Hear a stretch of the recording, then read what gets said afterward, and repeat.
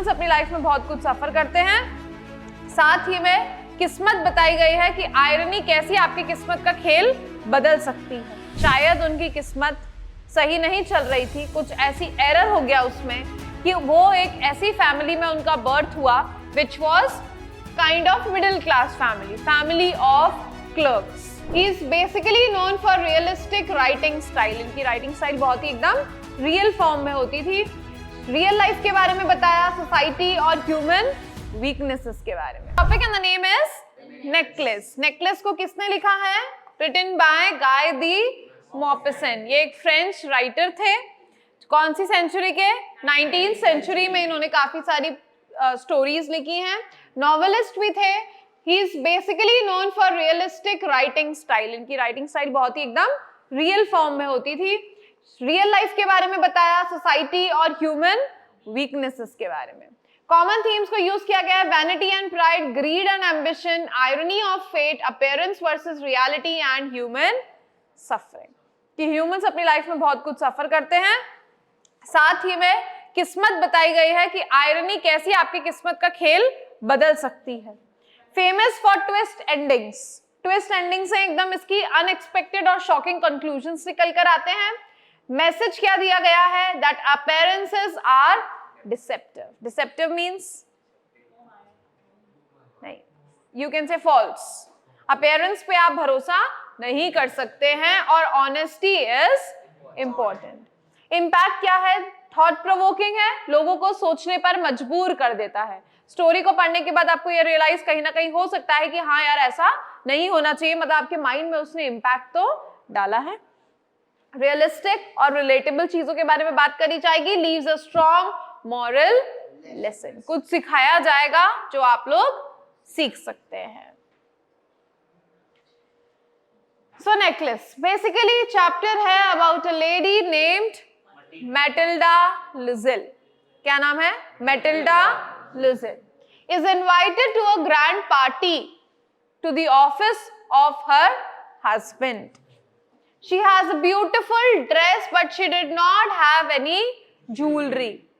So she borrows some necklace from her friend. The name of the friend was Madame Forestier. What was the name?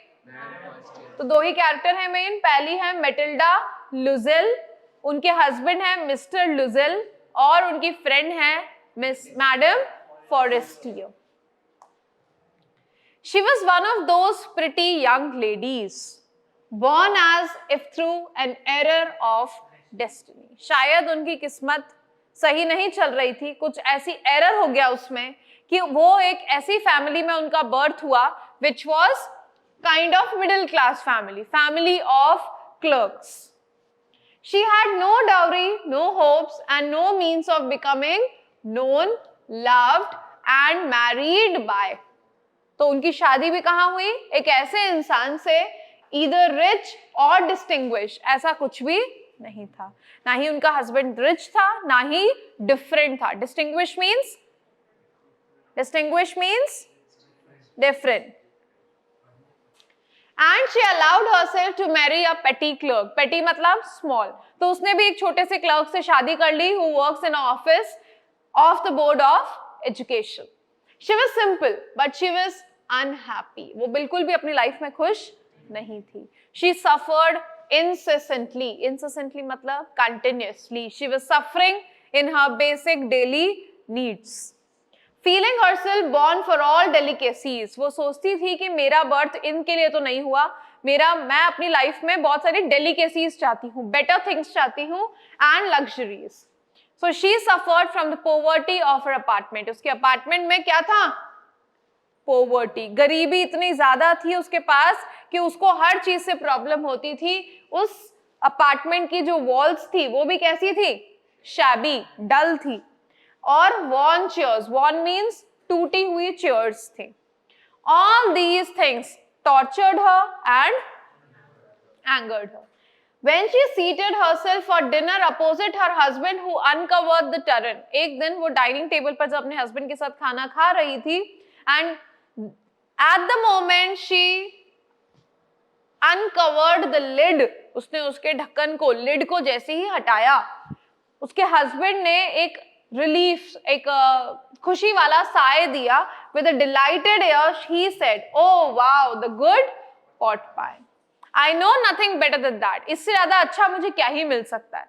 पर वो lady सोच रही है कि कैसे ये इतनी सी चीज में खुश हो सकता है, क्योंकि वो तो सोचती है एलिगेंट डिनर्स के बारे में, शाइनिंग सिल्वर्स के बारे में. She thought of the exquisite food. बहुत ही अच्छा खाना सर्व हो रहा है किसमें?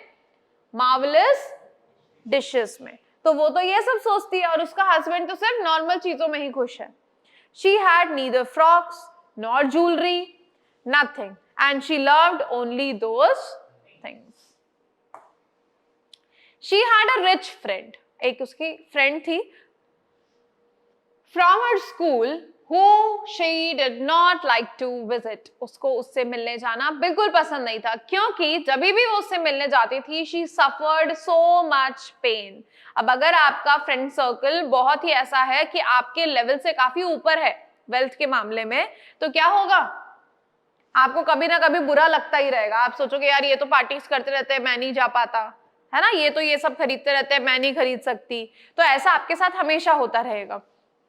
तो वो भी बहुत सफर करती थी. जब भी वो उससे मिलकर आती थी, बहुत बहुत दिन तक वो रोती रहती थी. इसलिए उसने उससे मिलने जाना ही बंद कर दिया. एक दिन उसके हस्बैंड बहुत ही खुशी खुशी वापस आए, और उन्होंने आकर उसको क्या दिया? एक एनवेलप दिया. Here he said कि मैं तुम्हारे लिए कुछ लाया हूं. She quickly drew out a printed card from that envelope, और उसके ऊपर लिखा हुआ था The Minister of Public Instruction and Madam George Rampin. ये कौन है जो इनवाइट कर रहे हैं? Ask the honor, हम आपसे पूछना चाहते हैं, madam and mister and madam Loisel's company, Monday evening January 18 at the minister's residence. Instead of being delighted, of course, अगर किसी को इतनी बड़ी अपॉर्चुनिटी मिला इतनी ग्रैंड पार्टी में जाने के लिए, तो everybody will be happy, but Mathilde बिल्कुल भी खुश नहीं थी. Instead of being happy, as her husband had hoped, उन्होंने भी यही सोचा था कि मैटेल्डा बहुत खुश हो जाएगी. She threw the invitation. उसने तो गुस्से में इनविटेशन फेंक दिया. Table murmuring. Murmuring मतलब continuously speaking something. What do you suppose? तुम्हें क्या लगा था कि मैं खुश हो जाऊंगी? तुम क्या चाहते थे मुझसे? पर my dearie, I thought it would make you happy. You never go out and this is an occasion and a fine one. तुम ज्यादा बाहर भी नहीं जाती हो, तो मुझे लगा था कि तुम बहुत खुश हो जाओगी. Everybody wishes one. ऐसी जगह पर तो हर कोई जाना चाहता है. And it is very select. Select मतलब बहुत ही सेलेक्टिव लोगों को इनविटेशन मिला है, सारे एम्प्लॉयज को इनविटेशन नहीं मिला है. तुम वहां पर पूरा ऑफिशियल वर्ड देखोगी. शी लुक्ड एट हिम, और फिर उसने फिर से उसको घूरते हुए गुस्से में देखा, इरिटेशन के साथ, और डिक्लेयर कर दिया कि तुम क्या चाहते हो कि मैं ऐसी जगह पर क्या पहन के जाऊं, मेरे पास कपड़े नहीं है. So he had not thought of that. उसने तो ये बात सोची ही नहीं कि ये भी चीज कोई मैटर करती है. Why? The dress you wear when we go to the theater. तो उसने बोला है तो सही तुम्हारे पास वो वाली ड्रेस, वो पहन लेना. It seems very pretty to me. पर अब वो बेचारा मैटिल्डा ने तो उसको कोई जवाब दिया नहीं, वो तो इग्नोर कर रही है, और वो सोच रहा है. He was silent, he was stunned, shocked at the sight of his wife weeping. और मैटिल्डा ने रोना शुरू कर दिया. He stammered. What is the matter? वो बेचारा उसको समझा रहा है कि क्या हो गया. By a violent effort, he had controlled her vexation. उसने मैटिल्डा ने अपने एंगर को कंट्रोल करा and responded in a calm voice, wiping her moist cheeks. Nothing. कोई दिक्कत नहीं है, मेरे पास सिर्फ ड्रेस नहीं है. And consequently मतलब in the result of this, because of this, I cannot go to this affair. Give your card to some colleague. अपने किसी कलीग को ये कार्ड दे दो जिसकी वाइफ के पास मुझसे बेटर कपड़े हो. He was grieved. अब बेचारा जो हस्बैंड है वो भी एकदम दुख में हो चुका है, दुखी हो चुका है. बट आंसर्ड कि चलो ठीक है मैटिल्डा, हम देखते हैं क्या करना चाहिए. How much would a suitable costume cost? कि चलो बताओ नई कॉस्ट्यूम कितने की आ जाएगी जो तुम्हें बाकी ओकेजन पर भी सर्व कर सके, सिंपल सी ड्रेस हो. शी रिफ्लेक्टेड मतलब थॉट. उसने कुछ देर तक सोचा, some seconds, thinking of a some that she could ask for without bringing with an immediate refusal. उसको एक ऐसा अमाउंट बोलना था, जैसे पेरेंट्स को बोला गया कि ट्रिप पे जाना है, अब उतने ही पैसे बोल सकते हैं जितने वो हाँ कर दे। अगर हम कुछ ज्यादा ही बोल देंगे तो वो तो वैसे ही मना कर देंगे, तो सोच समझ के उसको अमाउंट बोलना था, ताकि frighten exclamation from the economical clerk, ऐसा ना हो कि जो उसका इकोनॉमिकल क्लर्क है वो एकदम से ही मना कर दे कि नहीं नहीं नहीं कोई जरूरत नहीं है। सो फाइनली उसने बहुत हेजिटेशन के साथ बोला, मुझे लगता है 400 francs और to cover it. He turned a little pale, उसको इतनी उम्मीद थी नहीं, तो वो एकदम कलरलेस हो गया, एकदम उसका कलर ही उड़ गया। फॉर ही हैड सेव्ड, क्योंकि उसके पास उतने पैसे थे तो सही, पर उसको उससे क्या खरीदनी थी, गन खरीदनी थी, ताकि अगले समर्स में वो हंटिंग पार्टीज को ज्वाइन कर पाए। With some friends who went to shoot larks on Sunday. Nevertheless उसने बोला चलो ठीक है कोई बात नहीं, मैं तुम्हें वो पैसे दे दूंगा, but try to have a pretty dress. Finally वो दिन भी अब पास आता ही जा रहा था। मैडम लुजेल सीम्ड सैड, अभी भी वो दुखी थी, अभी भी डिस्टर्ब थी और अभी भी वरीड थी। Nevertheless, her dress was nearly ready. Dress तो तैयार थी। Said to her one evening कि क्या दिक्कत हो गई है? You have acted strangely for some days. And she responded, मैं बहुत confused हूँ क्योंकि मेरे पास कोई ज्वेलरी नहीं है। Nothing to adorn. Adorn मतलब decorate myself with. I shall have such a poverty stricken look कि मेरा तो बहुत गरीबी वाला लुक दिखेगा, मैं तो सिर्फ ड्रेस पहन के चली जाऊंगी, ऐसा तो मैं नहीं कर सकती, तो मुझे इस पार्टी में जाना ही नहीं चाहिए। फिर उसने बोला कि क्या हो गया, तुम कोई नेचुरल फ्लावर्स पहन लो। नेचुरल फ्लावर्स देखे ना आजकल लोग ज्वेलरी में पहन लेते हैं, वो आजकल बहुत अच्छे लगते हैं, पर वो बिल्कुल कन्विंस नहीं हुई। उसने बोला नहीं नहीं नहीं, there is nothing more humiliating, ये तो बहुत ही शर्मनाक बात हो जाएगी अगर मैं उन रिच विमेन के बीच में ऐसे गंदे गंदे ज्वेलरी पहन के चली गई, तो मेरे लिए तो बहुत ही शर्मनाक बात हो जाएगी। Then her husband cried out, अरे हम कितने स्टूपिड हैं, क्यों ना तुम तुम्हारी फ्रेंड मैडम फॉरेस्टियर से हेल्प ले लो। वो भी बहुत खुश हो गई कि ये तो बिल्कुल सही बात है। I had not thought of that. She uttered a cry of joy. Okay. The next day, she took herself to a friend's house and related her story of distress. Madame Forestier went to the closet. वो भी चुपचाप उठ के गई अपने closet में से, उन्होंने एक बड़ा सा ज्वेलरी केस निकाला और जाकर सामने रख दिया कि तुम्हें जो ले जाना है तुम इसमें से ले जा सकती हो। उसने बहुत सारी चीजें देखी, ब्रेसलेट्स देखे, कॉलर ऑफ पर्ल्स, कॉलर मतलब वो ज्वेलरी, वो नेकलेस जो एकदम आपके नेक को टच करता है, उसको कॉलर बोलते हैं, collar of jewels, collar of pearls. Then a Venetian cross, कुछ इस तरीके का क्रॉस बना हुआ देखा, gold jewels of admirable workmanship, ऐसे ऐसे अच्छे अच्छे पीसेस थे उसमें जिसको बहुत मेहनत से बनाया गया होगा। She tried the jewellery before the glass, but उसको कुछ भी इतना पसंद नहीं आ रहा था कि वो उसको लेकर घर जा सके। फिर फाइनली उसने पूछा क्या तुम्हारे पास और कुछ नहीं है, तो उसकी फ्रेंड ने बोला जो है यही है, इसमें से ही ढूंढो। फाइनली उसको एक नेकलेस मिला, किसके अंदर, एक ब्लैक कलर के सैटिन बॉक्स में। सैटिन एक क्लॉथ होता है वेरी सॉफ्ट, उसके अंदर उसको एक ज्वेलरी मिली जो किसकी बनी हुई थी, डायमंड्स की। जैसे ही उसने उसको उठाया, हर हैंड्स वर शेकिंग, उसको डर लग रहा था कि कहीं ये टूट ना जाए मुझसे। She placed it above her throat and she became extremely happy. उसको वो इतना पसंद आया, उसने अपनी फ्रेंड को बोला कि प्लीज बस मुझे तुम ये नेकलेस दे दो, मुझे और कुछ भी नहीं चाहिए। Why yes certainly, उसने बोला क्यों नहीं, बिल्कुल।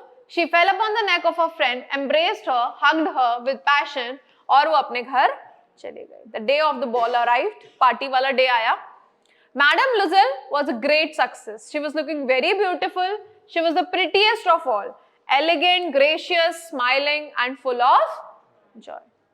All the men noticed her, asked her name, and wanted to be presented. Wanted to be presented मतलब everybody wants to talk to her. सब उससे बात करना चाहते थे। She danced with enthusiasm, intoxicated with pleasure, thinking of nothing but all this admiration. She was so happy क्योंकि सब उसकी बहुत तारीफ कर रहे थे. Victorious.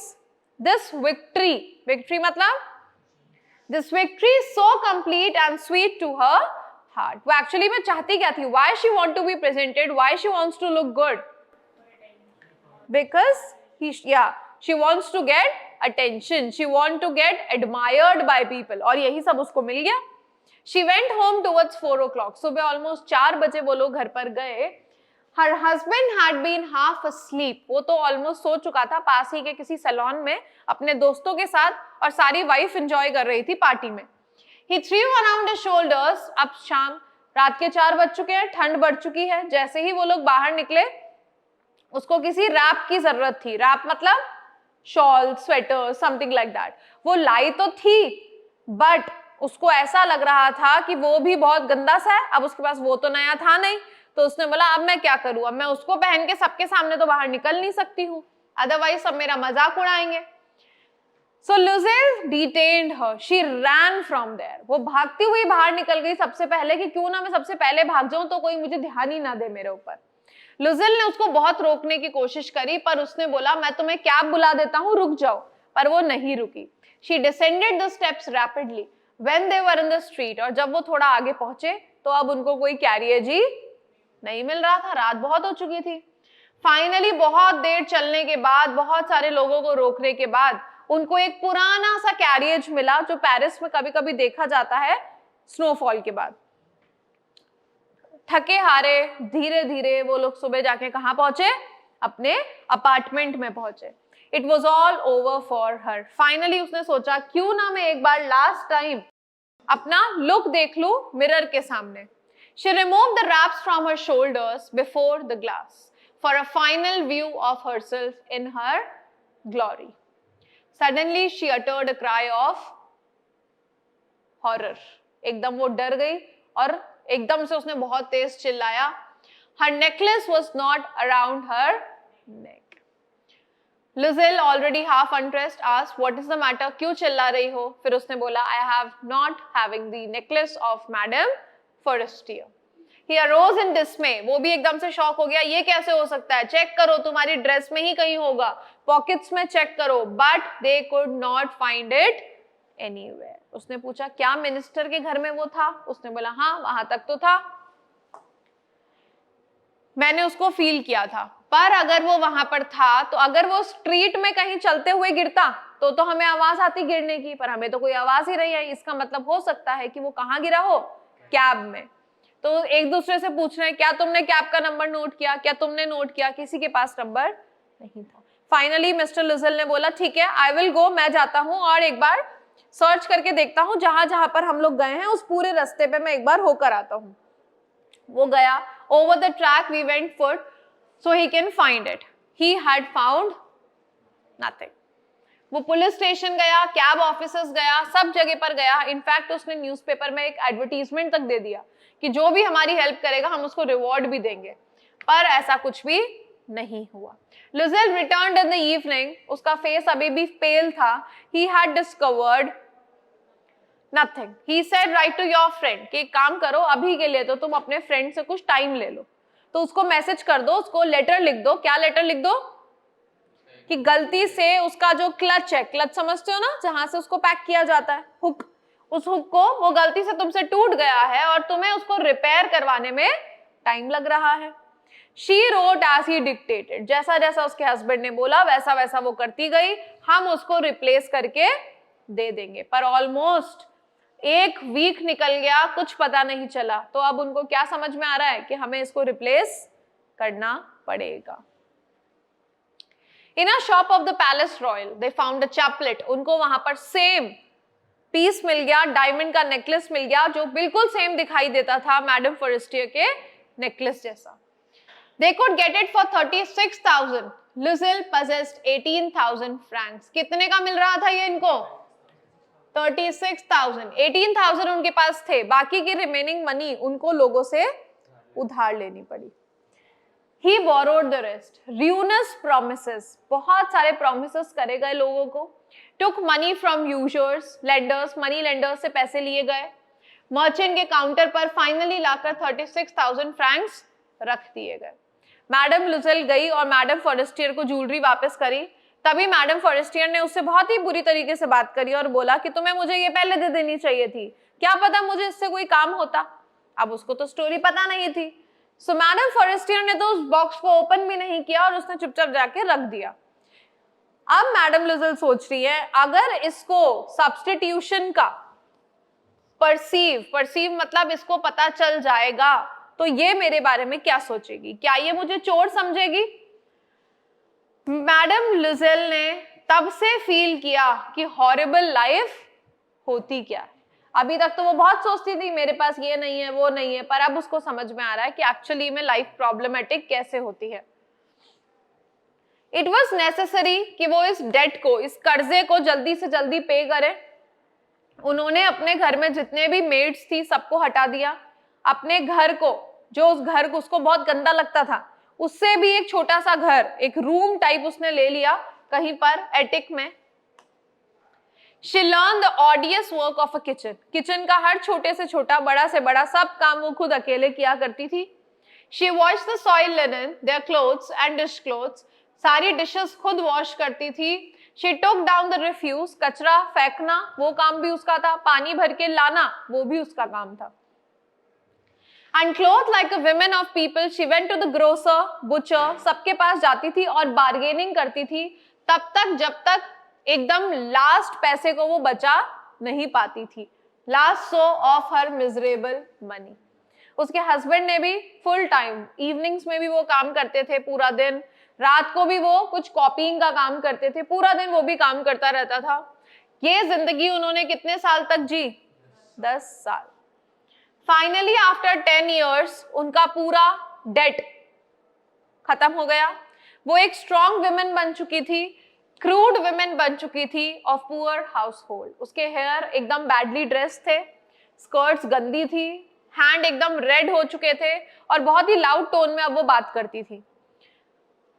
Wash the floors with large pails of water, but sometimes कभी कभी जब उसके हस्बैंड चले जाते थे तो वो सोचा करती थी कि अगर उस इवनिंग पार्टी में ऐसा नहीं हुआ होता, वो नेकलेस नहीं खोता, तो मेरी लाइफ कितनी डिफरेंट होती।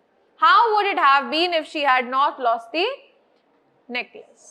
How would it have been? Life कितनी सिंगुलर है, लाइफ कितनी अनप्रिडिक्टेबल है, हमें नहीं पता नेक्स्ट मोमेंट हमारे साथ क्या हो जाएगा। Sunday as she was taking a walk, एक दिन वो चैम्प्स एल्सिस एक गार्डन में एक स्ट्रीट पे वॉक कर रही थी अपने बाकी के कामों से टाइम निकालकर, तभी उसको एक ऐसी विमेन दिखाई दी जिसको वो देखते ही पहचान गई। She was madam Forestier. वो आज भी उतनी ही यंग थी, उतनी अट्रैक्टिव थी। मैडम लुसेल को बुरा लगा कि मेरी क्या हालत हो गई है और इसकी हालत तो अभी भी वैसी ही है। So she was kind of jealous and now that she had paid, उसने सोचा अब तो मैंने पूरे पैसे भी चुका दिए हैं, तो क्यों ना मैं मैडम फॉरेस्टियर से जाकर बात करूं और उनको ये पूरी सिचुएशन बताऊं कि उनकी वजह से क्या क्या हो गया। वो उसके पास गई, उसने बोला गुड मॉर्निंग जेन। जेन किसका नाम है? फुल नेम मिसेस मैडम जेन फॉरेस्टियर। उसकी फ्रेंड ने उसको रिकॉग्नाइज ही नहीं करा। वो शॉक हो गई ये देखकर कि इतना कॉमन पर्सनालिटी, एकदम होता है ना जैसे और भाई क्या हालचाल, इट्स लाइक आप उसको तभी ऐसा बोलोगे जब आप उसको बहुत अच्छे से जानते हो। तो वो सोच रही है कौन है इतनी कॉमन पर्सनालिटी जो उतने अच्छे से मुझे बोल रही है, पर मैं तो उसको पहचान ही नहीं पा रही हूँ। उसने बोला मैडम मैं आपको नहीं जानती हूँ, शायद आप गलती कर रहे हो। उसने बोला नहीं नहीं, मैं मैटिल्डा लुसेल हूँ। She was very astonished, surprised. Oh my poor Matilda, तुम कितना बदल गई हो। यस, मेरे साथ कुछ बहुत बुरा हुआ, कुछ बुरे दिन निकले मेरे, and all because of you, सब तुम्हारी वजह से। Because of me, how it can be possible? You recall the diamond necklace that you loaned me to wear at the minister's ball? कि क्या तुम्हें वो नेकलेस याद है? कि हाँ हाँ मुझे याद है, तुमने तो मुझे रिटर्न कर दिया। I return another to you exactly like it. And it has taken us 10 years to pay for it. तुम तो समझ सकती हो हम जैसे लोगों के लिए इतने पैसे चुकाना कोई इजी बात नहीं है।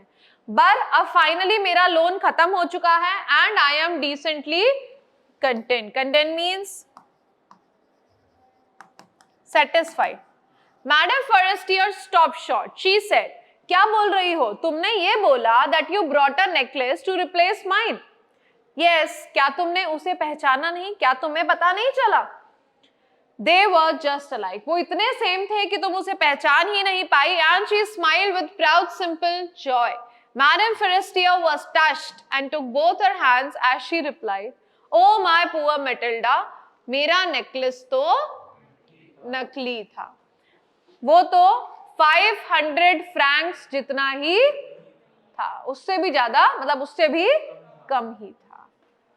So that was the story.